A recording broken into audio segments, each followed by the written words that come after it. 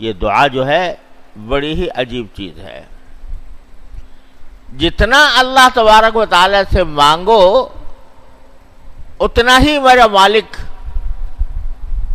خوش ہوتا ہے، اور خوش ہونے کے ساتھ اپنے بندے کو اپنے قریب کرتا ہے، قرب عطا کرتا ہے. تعلق مع اللہ، اس کے دل میں تعلق مع اللہ کا اضافہ کرتا ہے. اور اللہ تبارک و تعالی نے یہ دعا ایسی چیز رکھی ہے کہ اس کے لیے کوئی شرط نہیں،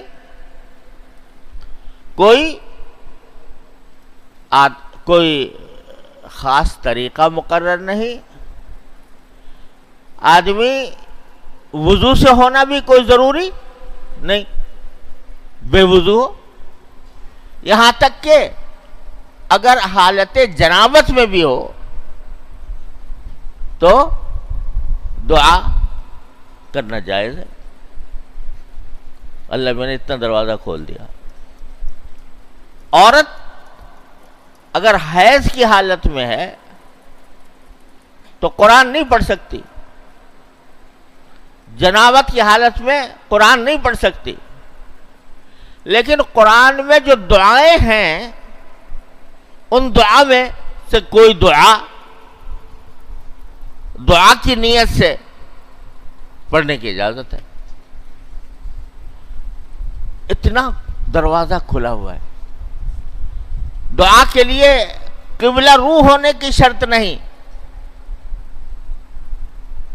کہ قبلہ رو ہو کر ہی آدمی، بیٹھنے کی بھی شرط نہیں، کھڑے ہو کر چلتے ہوئے اس کی بھی شرط نہیں کہ آدمی مصلی پہ بیٹھے، دو زانو ہو کر بیٹھے اور قبلہ رو ہو کر بیٹھے. شرط نہیں. البتہ آداب میں سے بے شک ہے، لیکن شرط نہیں. چلتے پھرتے اٹھتے بیٹھتے بھی اجازت، اور زبان سے مانگنے کی بھی شرط نہیں. دل سے مانگ لو، زبان سے مانگنے کی بھی شرط نہیں. یعنی زبان ہلانے کی بھی اللہ نے شرط نہیں رکھی کہ تمہیں زبان ہلانے کی تکلیف بھی نہ ہو.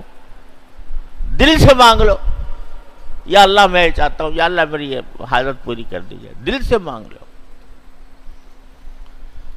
تو اس وجہ سے اللہ تعالی نے اتنا اس کو آسان اور سہل الحصول کر دیا ہے کہ جس کے برابر کوئی اور عبادت اتنے سہل الحصول نہیں ہے.